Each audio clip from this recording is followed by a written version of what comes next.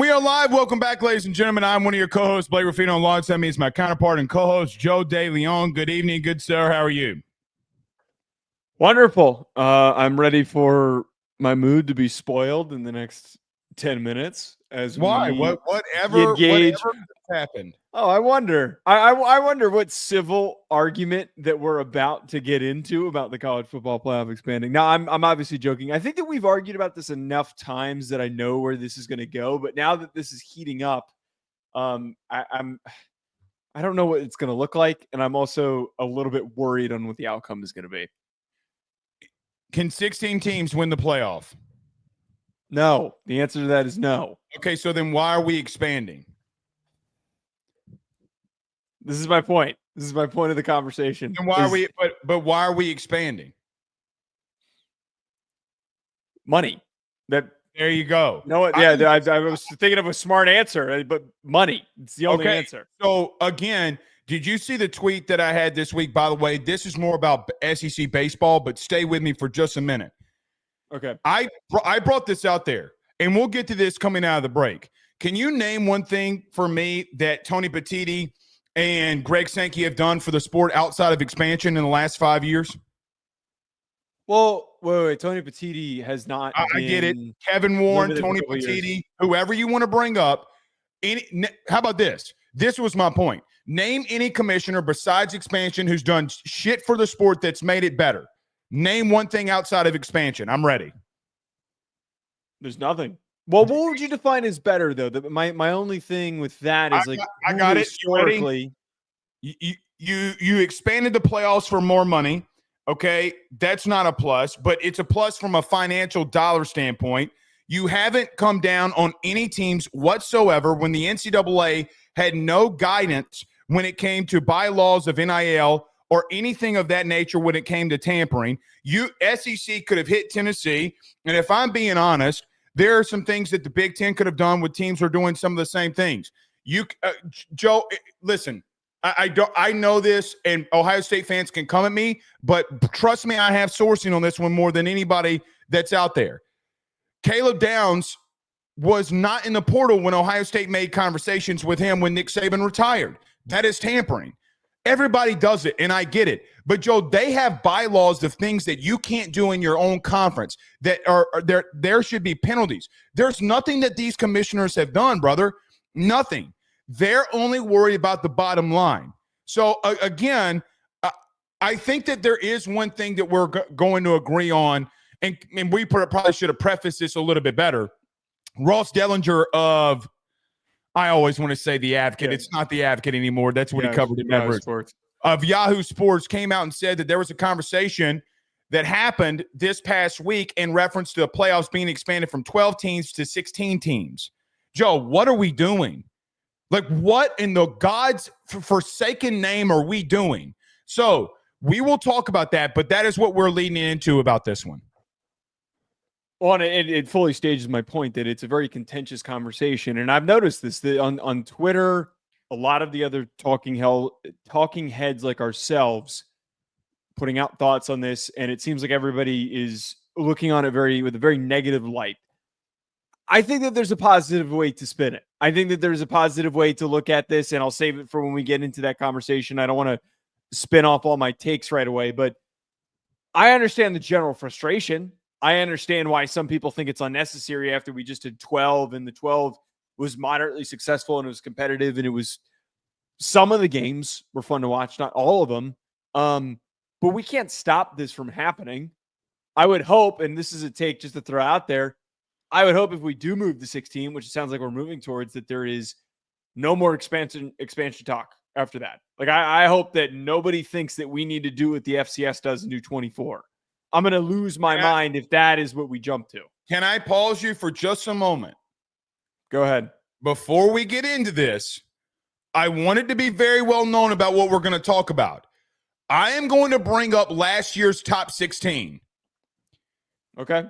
You sure y'all want to go there? Because if we're being honest, then you're going to have 7. Maybe, last year you would have had 7 SEC teams in. 7. Yeah. Because they would have gotten all 3 at-large bids, right? It doesn't surprise me. All right. Don't do it. That's so dumb. It's so stupid. But you know what? It is what it is. You know what I hope happens? I hope that now that we have a presidential committee, that Saban goes in there and says, no. Well, but wait. And I understand he's not part of that, but somebody's got to put their foot down. I would argue, though, that the presidential – well, no one's going to put their foot down. That's the thing. Is the thing with the presidential committee that's being put together is set to try and resolve issues that don't have governance. The college football playoff is an invitational entertainment event. So we could tell them, hey, we don't like that. We don't like that you did that. And they're just going to go, okay, cool. We don't give a shit. We're just going to do it no matter what. We want the money. That is very, very, very true. You're one. Why would ESPN care? Yeah. Joe, think about this. I don't know if you know this, but it was somewhere close to this. I remember Kirk Herbstreit on the call during the national title bringing this up. Did you know that Notre Dame played on ESPN, had a game on ESPN more this year because of the college football playoff than the last decade combined? Sounds about right. Do you think that they care? I mean, because Notre Dame is a massive, massive brand. Do you think that they care? No. They just care that people are watching. That's all they care about. 3 of those games, if you go back and watch, are against Clemson. I want to bring this up at the end of the conversation. I think Tim Branda was the one who brought this up. I think that if they do expand this, we need to get other TV partners involved. We can't let ESPN monopolize this. And I think that ESPN having all the control and the broadcast rights and all that stuff does have a bit of a hidden negative impact. Boy, that's a good topic. That's a really, really good topic to get into. I agree with you there. That's interesting, Joe. Sometimes, a lot of times you just blow hot smoke up everybody's ass. Oh, shut up. I got to admit, every now and then you come up with something really good. I always come up with something good. That's why the people keep coming back, Blake. Oh, okay. All right. We'll also get into Auburn. We'll continue on our series of deep dives. We'll go down to Auburn, Alabama. Joe, one of the best Buc-ee's that you will see is in Auburn, Alabama. So we'll get to that as well. Belichick, his girlfriend, who's 24 years old, just came in second as Miss Maine today. I don't think we could have received – more people need to be talking about this, Blake. I don't think we could have received a better metaphor for how much she sucks. That after everything that she has done to slowly destroy the reputation of Bill Belichick, that she can't even win this damn pageant that she was in that was such a big deal to her. Hot take. You ready? Uh-huh. No one's ruining his reputation other than himself. Because guess what you can do? You can tell her no. Blake, he's a 70-year-old man that's getting a 24-year-old girl to have sex with him. You tell me if you were 70 and you were vastly, extremely successful, if a 24-year-old was willing to have sex with you at that point, and you were that old that you wouldn't do everything she said. I don't want to get you in trouble. I don't want to get you in trouble. It's Mother's Day. Never mind. Don't answer that question. I am happily married. Don't answer that question. Okay, that's number one. I'm happily married. As I told you before the show started, centers are loyal. You're right. I said it and I realized my mistake. That's a question I would ask Sean, not a question I would ask you. In all fairness, I get what you're saying, but at some point, no woman is bigger than the legacy that I leave for my kids. My whole take on it is exactly that. Someone needs to step in, though, because clearly he's blinded. All I know is that I just put a massive star on my notes here to tell the future Mrs. DeLeone that when your husband gets 70, that he's going to be looking for 24-year-olds. That's all that I know. Feel free to. I won't already get myself in trouble for saying something stupid. I do it all the time. Buddy. Wait till you get married. You think that that's just brief now. You should wait till you get married here. All right, let's get moving here. Everybody do us a favor by hitting the like and share. Yes, Christopher says it's Mother's Day. Happy Mother's Day to all the mothers out there. Joe, happy Mother's Day to your mom. Happy Mother's Day to my mom and my wife. Man, it's funny. We were doing Mother's Day today, and we had a massive family of like 35, 40 people that were in there. And Megan's grandmother was sitting in the middle, and she stopped everybody, and she said this. She goes, "No one can ever take away from me what this is." You know, and I thought that, you know, I was sitting there reflecting on that, like, that's legacy. So when you talk about Belichick on Mother's Day, right, Great like point. that's your real legacy, not going on with Good Morning CBS and talk, you know, by the way, present yourself somewhat better than that. All right. Yeah. Let's get moving here. Joe, let's talk about our good friends over at betonline.ag. Before we do, we got to talk about our good buddies that get rid of the inflammation over at Cheribundi. That's cheribundy.com. Yes, we keep piping up Cheribundi. If you haven't purchased or checked out Cheribundi, you are missing out.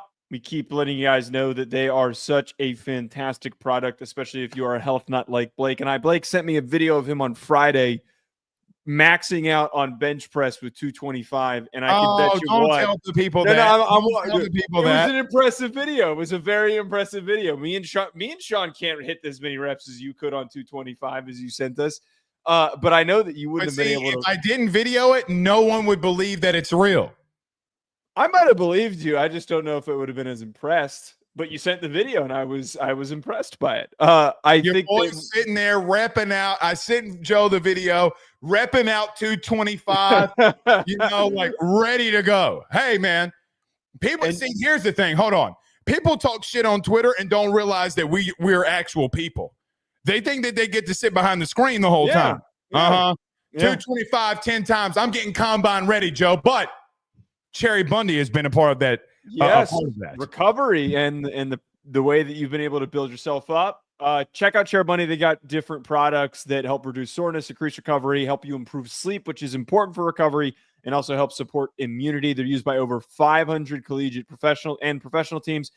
10 of the last 11 Super Bowl champions. Every team that's played in Europe or Brazil this season had Cheribundi with them. 66 out of 67 Power 4 conference football teams, and every NCAA football and basketball national champion since 2007. Their products are available on Amazon, Cheribundi.com, or retailers nationwide. Go to Cheribundi.com. All right, let's talk about a good reported that conversations have already started to ramp up and heat up for a new expanded playoff. Joe, we've only been through the playoff in 1 year at 12 teams, but Ross says that not that 14 teams would be the next expansion point, that 16 teams would be the new expansion point. It would be 4 SEC, 4 Big Ten, 2 ACC, 2 Big 12, 1 Group of 5, and 3 at-large bids for the top 16 teams in the country to play the playoff. I let you go first here. Your thoughts on the 16-team playoff? As I said in the open, I think I'm a little bit more optimistic on playoff expansion than you are and than some other college football fans. The first thing I just want to bring up, I feel like a lot of people are asking, why the hell expanded to 16 when we just expanded to 12? Why didn't we jump straight to 16 in the first place? We got to recognize that college football is so slow moving. It is clunky. It is not a linear progression whenever it makes changes. Think about how long it took to go to the BCS, to the 14 playoff, to the 12-team playoff, to where we are now. This is actually pretty fast in the timeline. We have to test things out before we can actually make the jump and the changes that we're eventually planning for. I bet this has been on the table the entire time, and I bet part of the plan was, let's do 12. Let's see if people watch it. Let's see if the games are decent, and then we'll move to 16. Blake, I think that because the cat is too far out of the bag that we expanded the playoff, that 16 is the best number. I think that 16 was a better number than 12. And I have said this before. I think that with a 16-team field, it allows for more filtering. It allows for the teams that we think are questionably in the field to play other teams that are just on the cusp. and for teams that don't regularly see each other in the regular season, whenever it might be, to prove if they deserve to get to the next round. I think that we forget that the second round of the playoff this year ended up being quite entertaining, especially the Arizona State-Texas game that was not supposed to be a good football game. So my biggest talking point here, and I know you disagree, is Blake, I think that this expansion is where we should have been originally because it's going to allow for us creating the most entertaining games. It doesn't matter if all 16 teams can win a national championship. We're too far gone. We need to get what is going to create the best product on the field. Let's talk about this then. You talk about getting the best product on the field.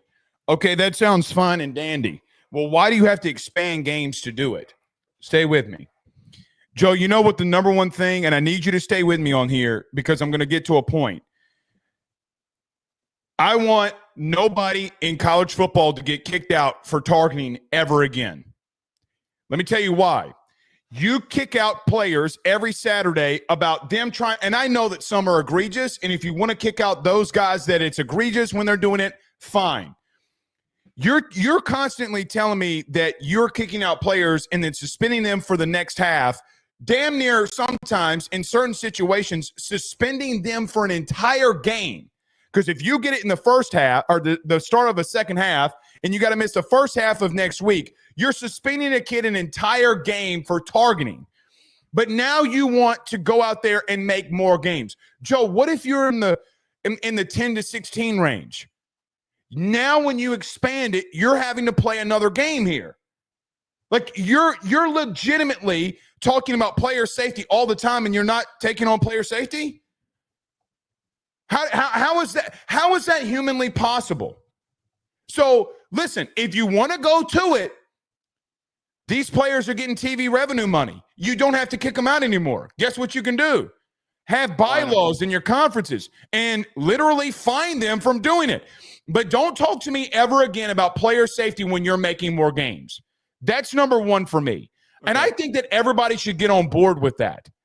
No player should get kicked out of a game for targeting in the playoff when money's on the line, when literally you're adding games to people in kids' schedules. Why would you do that? Everybody's got to be behind that. That was the first thought that I had.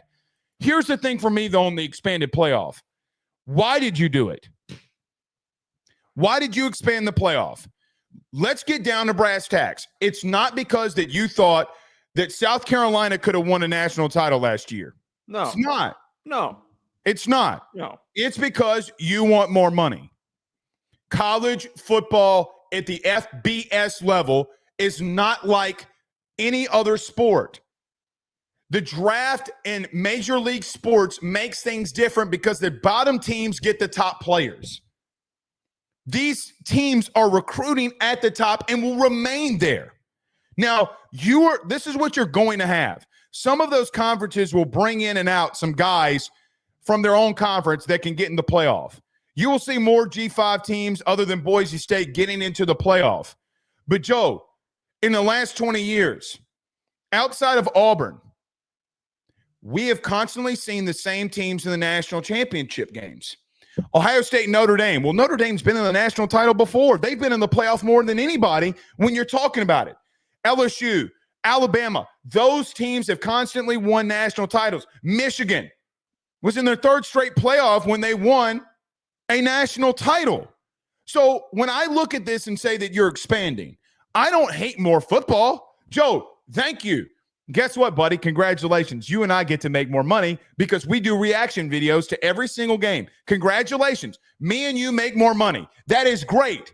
Why would I want to come in here and think and say that I don't think it's a good thing for the sport if it makes me more money? How stupid would I be? So when I look at this, though, there are a couple of things that I hate. Why are we doing auto bids? And before you say that there's no auto bids, Joe, 44221, 44221. I could make the justification and would hear the justification for the SEC and the Big Ten. Joe, there was not two Big 12 teams that deserved to be in the playoff, even in a 16-team field. So as much as you expand this, Think about this, Joe. Iowa State would have been in the playoff over Illinois. Joe, they would have been in the playoff over South Carolina. And now I'm having, even with the three at-large bids, because you would have had to put another team into the playoff, which takes somebody out. So that Ole Miss, Alabama would have gotten in. South Carolina and Illinois would have been out. They would have been on the outside looking in. Okay. What are we doing here?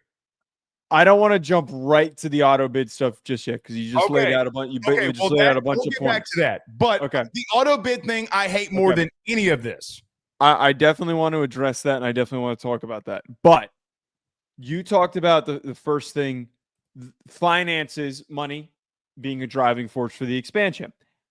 I think that now more than ever we need to be aware that funneling more money into the system has to happen.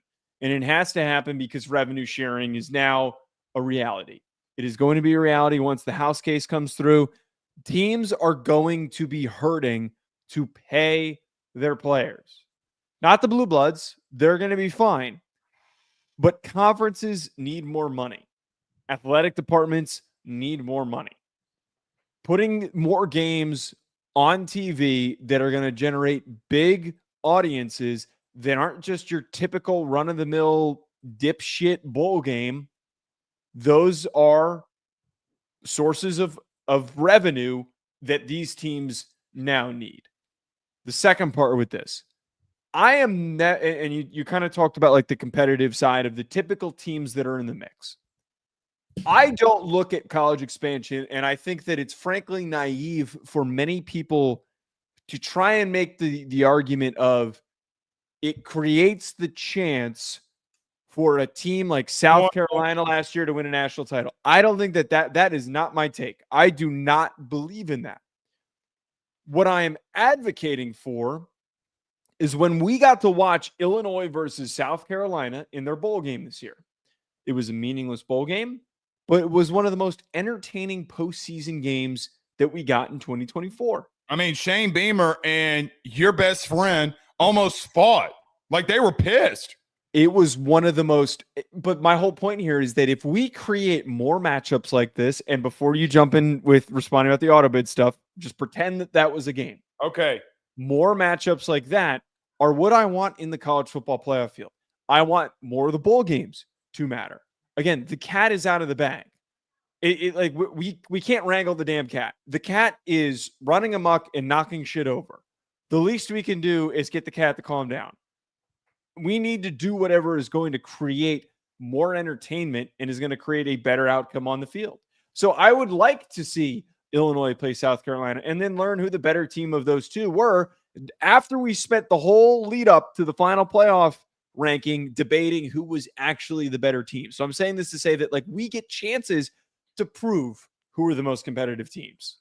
Those teams are going to win national titles, but those first round games will be actually entertaining and good to watch. That is my focus with this.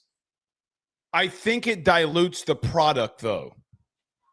Every time that you put it dilutes the regular season. Because, Joe, going 9-3, and you could say, well, it makes it more competitive for you because then you'll be in a playoff and you could go 9-3 and make a playoff. Okay. No, but what makes college football more different than every other sport, every one of them, is due to the fact the ramifications of losing on a Saturday night are deafening. If you lose on a Sunday night in the NFL, okay, you don't like it, but okay, all right, just got to respond, got to be better. You lost the game in the NFL, okay. What makes college football the best? It makes it the best because, Joe, when Texas goes into Alabama and wins, when Michigan at the end of the season goes in and wins. Now, I know that against Ohio State and wins. Now, I know Ohio State's your national champion. Boy, how deafening it would have been for Ryan Day if you don't have an expanded playoff. Boy, how bad would it have been? The problem is, though, and I agree with that, that is what made the sport unique for decades, especially before we even had a national championship game. For centuries, for a century, it was what made it entertaining, was that if you lost a game, it completely complicated. You had to pray that things went your way. I would argue, though, in a world where we can't create equity amongst schedules, where we spent the whole last month arguing over who had the harder schedule. We can't, like, we know who had the harder schedules. Okay, I forget that for a second. I'm just saying that to say is that the often argument from SEC supporters, I'm not saying that's you, is that a 9-3 season is a better record than a 10-2 Big Ten season. And some might argue that a 10-2 SEC season is better than an 11-1 Big Ten season. Well, let me stop you right there for just an example, or for just a second. Let's concede for me the fact of an example that the Big Ten, that let's just say the 10-2 Big Ten team gets in. I'm not going to mention them. You can't convince me that a 9-3 Iowa State deserves to be in over any one of those teams. Illinois, South Carolina, you still can't do it. But the opening round allows us to prove if those teams were legit or not. We like thought SMU, that Arizona State, well, like SMU, Boise State, and Arizona State, who all lost. Wait, but okay. SMU and Boise State was an exception to the conversation that we're having. That was a shit show in the first year. I think everyone agrees that that was a mistake, them getting the bye that they did. SMU having to play Penn State in the first round is an example of what I'm talking about. SMU would have to play, I don't know, I'm just throwing out like a Miami or something like that, where we would get to weed out the fake good team and send them home, and the team that was competitive enough would get to move on. But my whole point is that we thought that Arizona State was going to get their asses kicked, and they fought, and it gave us one of the best games of the season. One of the best games we saw all year. The problem with taking the one game against Arizona State and Texas is very prisoner prone. The reason it's very prisoner prone is because a lot of these teams have gone in situations like that. Joe, they almost got beat by Arizona State, and then the next week almost knocked off the champion. They play to the level of their opponent every week, whether people want to agree that or not. But when you go and look at every other time that a team like that, Hawaii, back in the late 2000s or the 2010s, came in there and got their just absolute blocks knocked off. When Utah would go to the Pac-12 and play Arizona, what? I'm playing like the Hawaii. I have the Hawaii Sugar Bowl hat. That's why I'm playing. Okay, well, I didn't even notice that. Okay, you go into a situation where Ohio State goes into the Rose Bowl and in the Pac-12 obliterates Utah. Obliterates them. We used to have those conversations about the Pac-12. So, like, Joe, we've always talked about those teams getting blown out. Always getting blown out. And now we want to make it okay. It's not okay. So we're kind of tiptoeing around the auto bid thing here, you and I. Okay. I mean, because that's basically what we're doing, right? Like, we're basically tiptoeing about auto bids. And, Joe, that is a joke. Now, it's a joke for me in the sense of that you got to be kidding me that you're expanding after what you watched last year. You got to be kidding me. I know Ohio State went 10-2. It's not the same thing. Joe, I can make the argument, you brought up Miami. I can make the argument they don't deserve to be in either. They didn't. They lost to two bad teams. When I'm sitting there looking at whoever it is, Illinois, South Carolina, Bama, we didn't go against the same thing. Now, that's why they're doing it. It's exactly why they're doing it. The reason they're doing that is so that if in a down year, neither the Big Ten or the SEC doesn't get at least 4 teams in. They've come to an agreement. Sankey and Petiti came to an agreement. Listen, we both know that we're going to have down years in our conference regardless. We make this petty argument about SEC and Big Ten. It doesn't really matter. What matters is that we both get 4 teams in here, and they ruled that.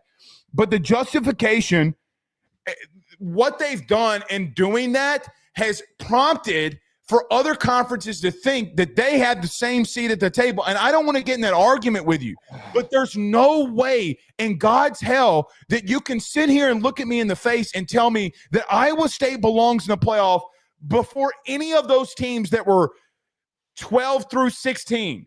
Because Bama still ended at 12. 12 to 16 has got to be out because of Iowa State? Like, what?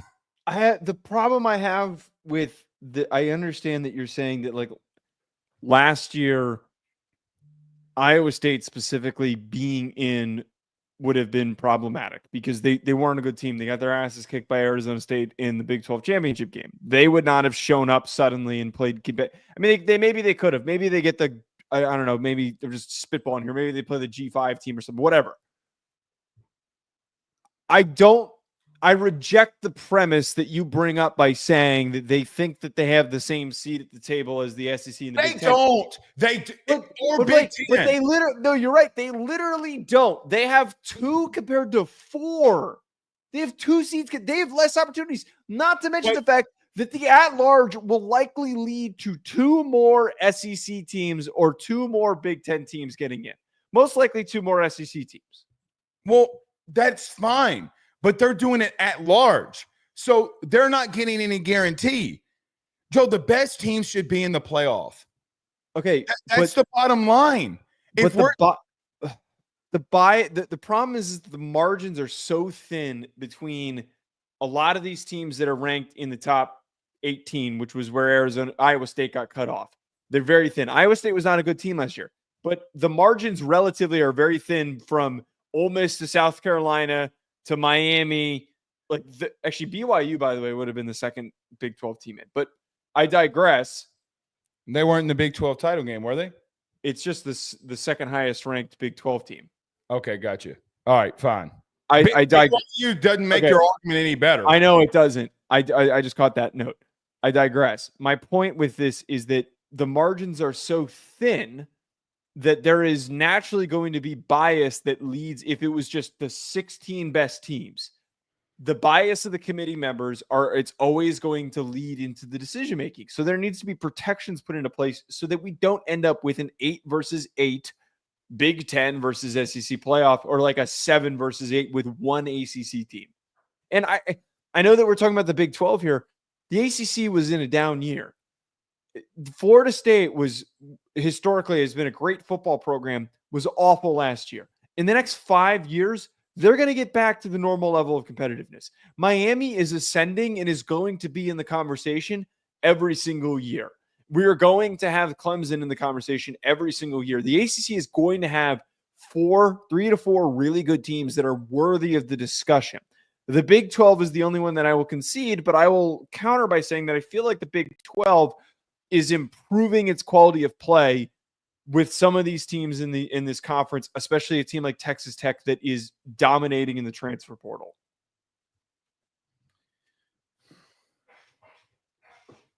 We're arguing about teams that can't win it. I'm fine with that. We can't. The cat's out of the bag, Blake. Like we can't. You talked about revenue. You talked about revenue. Let me throw this your way. You talked about revenue because ADs around the country need it, right? Yes. How damaging is it that you were going to bring in an Iowa State or BYU over one of these Big 10 or SEC schools who need it just as much as you do? Wait, what do you mean? What I mean is just because a lower tier school needs it doesn't mean that the big dudes up top don't need it too. You can't convince me that South Carolina, you can't convince me that Illinois or Ole Miss. You mean to tell me Illinois does not mean more money for their football program? Illinois, they're in the Big Ten, but they're not a massive institution. They're not. So, I mean, like, miss me on that. Well, they need more money. They need money more than you do. So we're going to let them have a seat at the table. I think that's a dumb argument because I need the money too. And I went through a tougher path to get there. So when it comes to they need the money more than I do argument from everybody, well, they need the money to help. So do I. I had to hold more scholarships in the SEC than you do. I have to hold more because of Title IX. I have to hold more than you do in some situations. Wait, I'm not talking like conference specific when I bring that up. It's just saying in general, we need more of these games because we need more money in the sport because now there is money being shared with the players. Fine, but the players get a percentage, not an outright. Yes. The money doesn't. Well, it will go up based off of revenue, whatever. Joe, I look. We're crippling the sport every time we expand. I really do feel that because again, you're making the product and you're taking the product that no one asked you to take. No one asked you to take out more of 8 teams. No one was telling you to take the product that was the most unique of the sports and change it. Every time that we expand, we're slapping the fan in the face. We are. And you could say, well, we'll see better games. Cool. Great. I love more football too. But what made it different from everything else was the way that it was structured. And I understand that it's a changing time and we got to get over it. No one's making you go to 16 teams. No one. And Joe, here's my fear. My fear is that we got to go to 32. Like those start becoming my fears because, Joe, They keep saying that name something that these conference commissioners have said like, no, man, we're not really looking to do X, Y, or Z. Greg Sankey last year at SEC Media Days literally stated, we're not looking to expand past a 12-team playoff. He flat out lied. If it's going to make his bottom dollar go up, they will make that move. You know it, and I know it. I think that, like, I brought this up at the beginning. I kind of reject, not completely, but I kind of reject the premise that it completely ruins the product of in the season. I know. Okay. But just generally, that like this is kind of doom or gloom. That this is only bad. I think that there is a lot of good that comes from it. Just because the sport was done a certain way doesn't mean that we can't try to change it to make it look better. But the thing I agree with you, the biggest thing I agree with you on is that expanding past 16 is the limit. I said it at the beginning of the show. I can't, if we move past 16, then we're entering into a nonsense territory. Like then I have nothing to defend because there are not 24 teams. 32 would be verbose, especially for the fact that not even the FCS does 32 teams. 24-team playoff for the FCS is a little diluted because for the most part, the teams that end up making the Final Four are the top 8 teams every single year. Go fucking figure. I'm saying this to say that 16 is the most that I can stomach. I'm a little bit more optimistic about 16 than many people. I was very optimistic about the 12-team expansion when you and I first started talking about it, when we first started doing the show. But the one thing I will 1000% stand on is anything. I'm not just a total blind expansionist. Like we need to put a freaking cap on this thing. Can't go further than 16. You know, I was wrong about something on the show. And I've told you before, I will admit where I'm wrong. You know, in the beginning when we had these conversations last year and I said I thought it should go to 8 and I would never fight for a team that didn't get in the top 8, last year proved me I was wrong. It proved me I was wrong because I get what you – fine. Even if we get more games and everybody loves it more and I'm on the hill just sitting there and saying, okay, whatever. I also get to a place, Joe, where I'm like, man, why? Again, you've changed the sport because of it. You've changed the sport. You're changing the culture around college campuses on a general Saturday every single week. Joe, why would I give a flying shit if I lose any more games outside of 3? Why would I? If I'm an SEC team, why would the goal is 9 wins? So why is that a bad thing? Because you would have situations where teams would be out of the playoff. You already had your mini playoff. You literally. It's called the regular season. The regular season, I don't totally agree with where you're coming with this. Like, I understand what you're saying that like historically an 11-1 season was something that was very hard to maintain. And we didn't even see very many this year. We didn't see the very many. No, we saw one. And ironically, the 10-2, 11-1 team, or sorry, not 10-2, the 12-0, 11-1 teams that we had this year didn't make the national championship. The expansion created the opportunity for other teams that had better rosters to win a national title. So I would then respond to what you're saying by saying that we now get to actually have the real proven national champion. Ohio State had the best roster. They were able to bounce back and recover. So you just confirmed my point. So losing to Michigan meant absolutely nothing. It means less than what it used to. Right. I don't think it means that nothing. rivalry game in the past with Michigan beating them takes a national title away from them. So when you go into a house for recruiting purposes and you say, we were the dudes, we're building something special. We kept Ohio State out of the playoff. Joe, that was all a part of college football. You're making my point for me. Thank you for making my point. I don't think I'm necessarily making your point. I understand that it funnels into your argument that game becomes less meaningful, but it does become less meaningful. Why would I give a shit? It's just as meaningful. Ask Ohio State. I mean, I think Ohio State fans and Michigan fans would agree that game was still pretty meaningful. But here's the truth. In 10 years, yes, you're going to want to beat your rival more than anything. They hate each other. I get it. But Joe, realistically, you know what every person that's going to pick up that phone Monday morning and call into their local radio show is going to say? It sucks that we keep losing to Michigan, but we get to turn right around and correct our wrongs in a playoff. It will become less meaningless because even though you lost, fine, we lost. Their goal is to get to a national title. They can say whatever they want about the hatred with Michigan and all that shit. They can say whatever they want. Their number one goal, it's more than the Big 12. Big 10, excuse me. It's more than winning the Big 10. Sure, they would like to grab that along the way. What is the truth? Everybody wants one thing. Schools like that, what's Notre Dame been searching for since '88? And I'm not taking a shot at you. They're not shooting for a conference championship. They're not shooting for a bowl bid. They're shooting for the one thing that they want the most.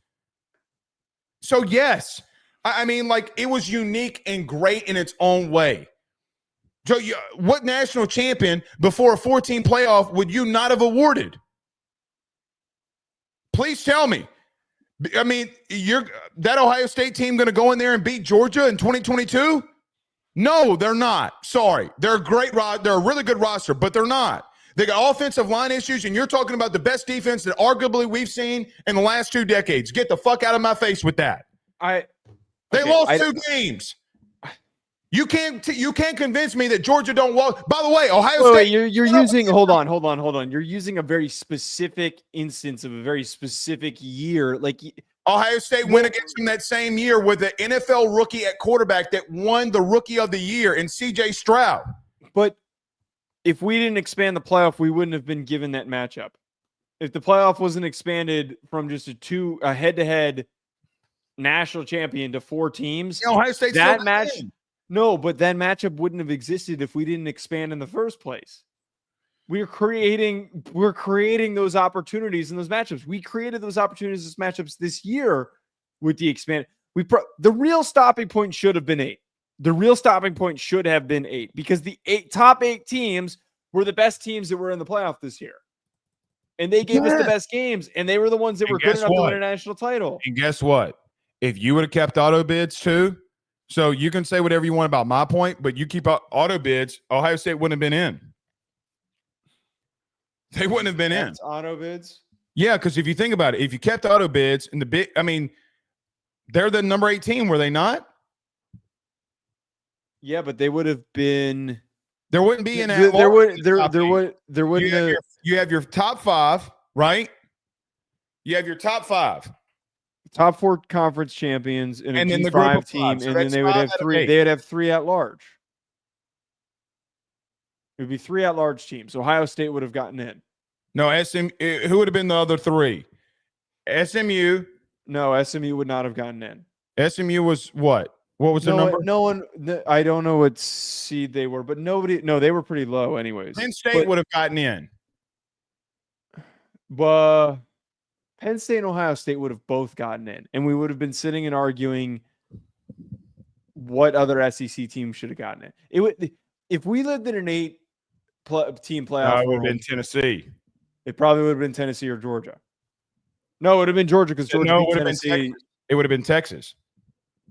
Oh yeah, right. It would have been Texas. It would have been Georgia and Texas that went, and I don't know. This is spending way too much time. Exercise. Yeah. All right. I guess we can just go down to Auburn, see how they're looking.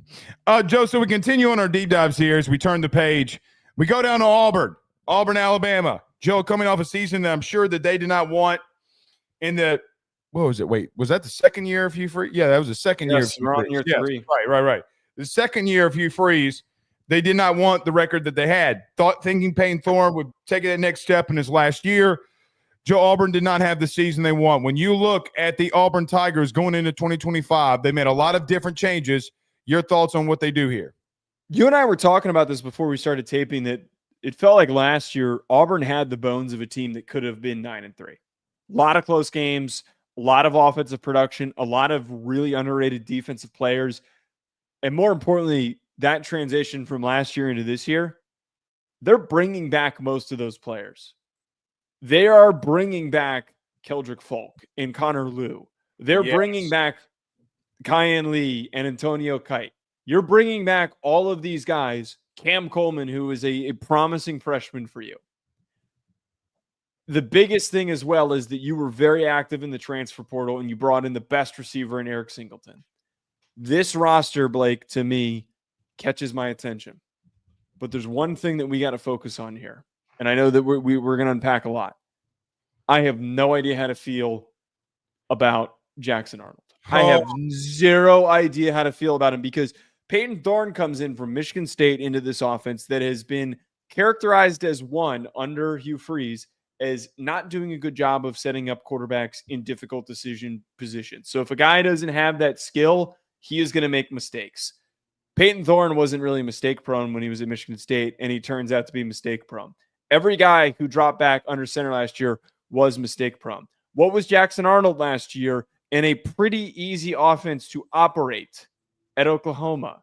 Extremely mistake prone. So I have no idea what to make of this. If he is going to be a 5-star that goes on to live up to the potential and Hugh Freeze unlocks it, I'm hoping for that. But I have a lot of worry, Blake, that the turnovers are just going to continue. In reference to talking about their defense, offense last year, Joe, we were talking about this every week when we talked about Auburn. Joe, they're one of the only teams in the top 30 in both offense and defensive statistics, right? The problem was they kept turning the ball over. But defensively, man, they were not a bad unit at all.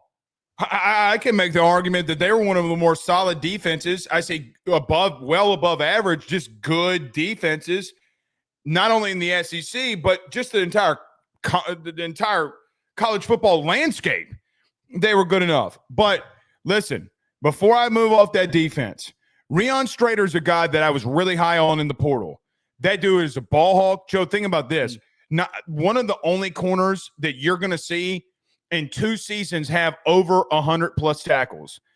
When I was watching Strader coming into, because I thought LSU would go after him because the team that I just cover individually, Joe, he is – I don't know if this kid's a corner because he hits like a safety.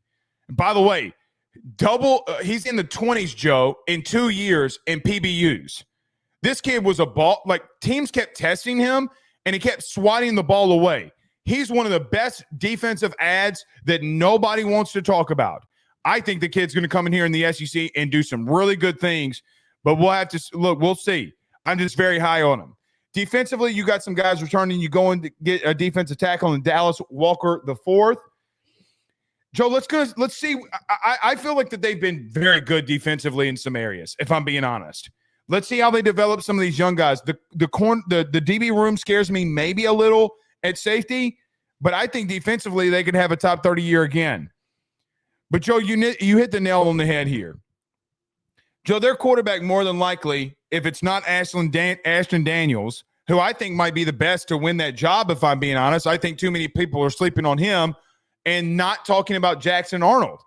Joe, don't act like Daniels can't go in there and win that job now. Are you in that camp?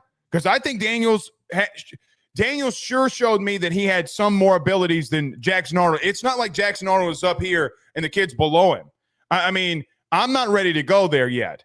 So, Joe, I don't even know who's going to win the quarterback position, but if it is Jackson Arnold, Joe, we got a lot of question marks at quarterback, brother. I mean, Payton Thorne did what he did in the Big Ten, and he came to the SEC, and he struggled with Hugh Freeze. What makes you think a guy that was in the conference last year and struggled and couldn't make simple passes and couldn't make simple reads, what are we going to do about that then? I mean, anybody that wants to talk about Jackson Arnold is going to turn the page under Hugh Freeze. I think it can happen, but Joe, I think that's a big question mark. Like, how can we do that? Offensively, they might have gotten Eric Singleton, and Cam Coleman's one of the best receivers, young receivers coming into the game. Joe, who's going to throw him the ball?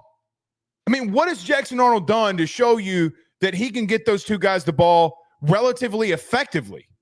I mean, he was a turnover machine last year. You think that this is going to stop going into year one? Now, if it does, kudos to Jackson Arnold and Hugh Freeze. I don't know if I can see that. So, Joe, I started asking the question to myself, is Auburn in for another season like they had in year one or year two under Hugh? Because quite frankly, I think they're got really freaking good in a lot of areas. But, Joe, I don't know, man. The quarterback position would worry me that much if we're talking about them taking the next step. And it's justified because it feels still extremely unsettled. Like like this. I know that you went and you brought in Jackson Arnold, and that was a pretty big pickup for you, and it was a highly regarded one. Him leaving Oklahoma. Ask Oklahoma fans how they feel about him. They have no love lost with that kid leaving. Did not meet the expectations whatsoever with what everybody thought he was going to be, and he frankly was probably one of those recruits that was a little too highly rated when he was coming out of high school. And I think it's a lot of people believe. I think he had a couple of nice moments, but he had to basically act primarily as a runner against Alabama. It's useful for this upcoming year, but he needs to be better as a passer. I agree with you on Daniels. Like, I wouldn't completely believe that it's off the table that Daniels couldn't start at some point this season. I think that he had a lot less that he was working with, and he has some tools to be a dynamic, impactful player. I personally think that Deuce Knight should start at some point. Oh. I think that if there is a DJ Lagway type of an impact where if the wheels somehow do fall off and things aren't going well and you're bouncing in between quarterbacks, turn to Deuce Knight, win some football games with Deuce Knight at the end of the year, and it buys you more time. It's the only way if things are going poorly. And I don't say all this to like immediately put out there to Auburn fans that like you guys are screwed this year, that there is no world that Auburn is going to succeed. There is a path for them to be an 8-9 win team, but it all rests on the shoulders specifically of the guy who's leading the conversation at quarterback, and that is Jackson Arnold. There is something there to be unlocked. There's a reason why he was regarded as highly as a recruit as he was. He's got tools. Like, he has some traits that can be banked on and utilized. He could be a Chad Kelly type of a guy for this team, but he's got to play smarter. And more importantly, Hugh Freeze has to set him up to play smarter. The one argument I would play in his favor, Blake, he's got better receivers than what Peyton Thorne had. Singleton is a potential first-round pick. Cam Coleman's a potential first-round pick in 2 years. These guys are if they play as good as we believe, Jackson Arnold could have a great season. All right.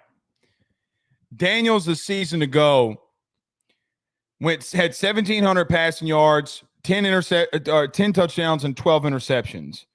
Stanford was just a mess. I'm not – you would have to just go watch him game by game to look and see the impact that he had. I'm not comparing the players. Watching Ashton Daniels and Jane Daniels when they were leaving, like Jane Daniels had 10 and 10. Joe, that it's not justified. Like guys having balls pop up in the air and it getting picked off, like that happened to him. And he didn't have a lot of time to do things. In reference to Jackson Arnold a season ago, Joe, he does have the mobility and the athletic ability that we saw at the end of the season. Okay. But the interceptions, when you look at him on paper, he only had 3. So he lost 7 fumbles. 7. Like, I get what we're trying to say with him, but they have almost damn near the same amount of turnovers. And one was in a much better situation, even at Oklahoma, than he was at Stanford. Well, one argument I would put out there, though, is that the Auburn offensive line is going to be better than what he had at Oklahoma. I think it's going to be much better. Fair. I think it's justifiably fair. But I think he's going to have a lot better protection. He very well may. It doesn't stop some of the bad decisions that he made. Some of the fumbles. Joe, he's trying to break out of sacks. He's trying to throw the ball away. He gets picked. I mean, we all saw the Tennessee game. Why did he get pulled to start off with?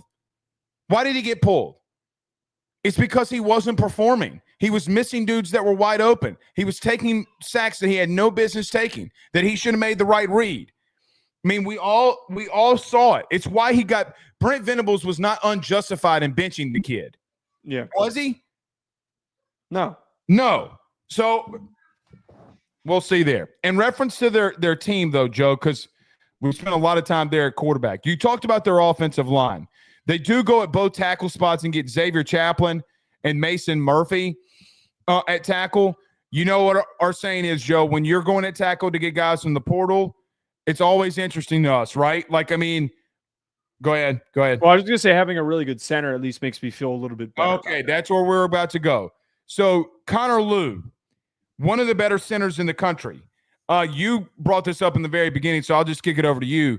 When you see their offense outside the structure at quarterback, how do you see it?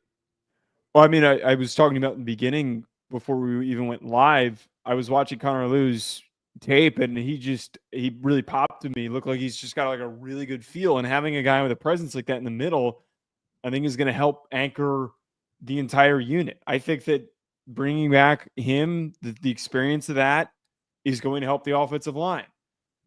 The question is like, how's the run game without Jarquez Hunter? Because Jarquez Hunter was a really good running back for your team. That's one of the things that catches my attention. I'm not worried about receiver, but being able to run the football is going to be another priority for them.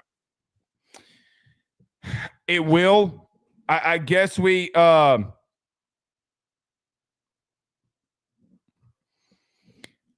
don't know. Look, I don't necessarily like that Hunter is gone. Okay, but when I do look at them at running back, I like Alston a lot. I think he is a really good running back. I like Jeremiah Cobb. Let's see what Durrell Robinson gives them. We'll see there. But, Joe, they got to get back to just not turning the ball over. I think they did a lot of really good things. And if you take that away, Joe, they did do some really good things last year at Auburn. Before we move on from them, Joe, let's look at their schedule really quickly. Read off, if you don't mind, who they got coming up.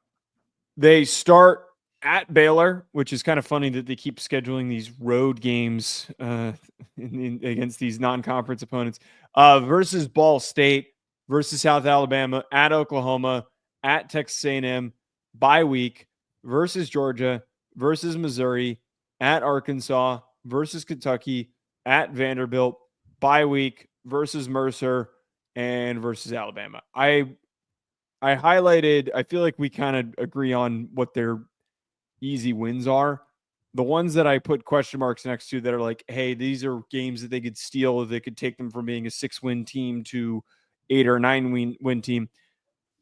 Oklahoma, getting Missouri at home. Arkansas is a question mark. And the Iron Bowl is always a bit of a coin toss, no matter how good the teams are. So 9 wins is on the table. It's just there's a lot of contingencies at play. Well, if you told me that they go 9-3, I don't blink an eye. That means Jackson Arnold didn't turn the ball over. Moderately offensively, they did a lot of the same things other than turning the ball over from last year. Defensively, they did some good things. But, Joe, I can't believe I'm going to say this. I can also see Oklahoma and A&M winning those games. Jackson Arnold going back to Soonerville, gets rattled, throws a pick. I can see it. Joe, them going at A&M. A&M's not an easy place to play. Then I wrote that as a loss. That one I chalk as a loss. They're not winning that game. Okay. So, Joe, I could see them coming out of the gate 0-2. By the way, you got Georgia on the road. Home. Georgia's home. Okay, sorry. Georgia's at home. You got Georgia at home. It doesn't matter if you were on the road or Right, not. they're not beating Georgia. Okay. Then you have Missouri, who I don't know if Missouri's going to stink, brother. Like, I don't. Arkansas, Taylor Green goes off, then what? I mean, the only one that I could make justifiable that I couldn't see the other team winning would be Kentucky. I don't think they're beating – I don't think Kentucky's beating them. Like, I think Kentucky's a win. So even though we see situations where they can win 9 games, I also look at their schedule and say to myself, They could only win 6. It's very plausible for everything that we're talking about. If they split and go 3-3 against teams that we think are about, then what? Then what? That's because I don't think they're beating Bama. But you never – we'll get to Alabama. I had home in the Iron Bowl, so. You never know in the Iron Bowl. Stupid shit happens. Joe, I think – here's what I think in closing about Auburn. They have the widest range to do so many different things than anybody in the country. I agree. I agree. I think we've talked about a lot of teams that have high floors, and I think Auburn presents a lot of potential. I mean, 10 wins isn't even completely off the table for them, but it's like a singular concept that we're really talking about here. Protect the football. That's all. That's all we're asking. That's all we're asking. And it's an accomplishable thing. But right. This is the biggest thing where, like, out of a lot of the teams that we've done so far, they have the least predictable record. Oh, without a doubt. Without a doubt. Joe, before we get out of here, Dick Buck sends a $2 super chat. Says the Big Ten and the SEC should have 4 locked spots apiece. Well, I mean, I don't disagree with that premise of it, where like they should be locked into having, like, out of any conference to have 4, they both deserve to have 4. Like, I don't. That's not the argument for me. I think they should have more than 4. I don't. If you're going to do auto bids, if you're going to do them, and you're going to go to 16. I don't hate the premise of just only ranking the top 16 teams. I'm fine with that. I don't like the idea of giving the Big Ten or the SEC more than 4. That I'm against. You just defended. Here's the problem with that. You just defended with me earlier that teams like BYU shouldn't be in over Bama or Ole Miss or Illinois. You basically, then we'd be walking it back. No, we would. No. That's not. You're misunderstanding what I'm saying. I'm just saying that, like, I'm saying that you rehashing this argument. All I am saying is that the Big Ten and the SEC should not have more than 4 auto locked spots. The rest of the teams that get in should be at large, the way that it's being presented. We also missed a super chat on Wednesday, by the way, from Elks. He sent me a message. He wanted us to read it. It was, will Sharon Moore even be the coach next year with the show cause coming? I don't know. I don't know what to expect with that, admittedly. Like, I don't know if the show cause is going to. Do we think that he's actually getting one? No, I think the show cause is going to go towards Harbaugh. I mean, I don't think Sharon. Yeah, I don't think it's going to. He wasn't the head coach at the time. To Sharon Moore. No, I mean, but here's the thing. I could see it happening if they pop him with tampering with evidence. There is grounds on the table for it, right? I mean, hold on. Hold on. Ohio State, LSU, Tennessee, Alabama. I'm going to throw Michigan in there, and Texas A&M, and Notre Dame. Did I say Notre Dame? All in the last decade have been hit. Their head coach has been hit with a show cause. Every one of them. Actually, I didn't even realize that. Yeah.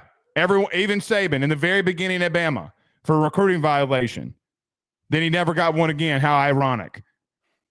Right. Not shocked there. Right. He had a 2, 3 week, 4 week thing where he couldn't go out recruiting because of a violation.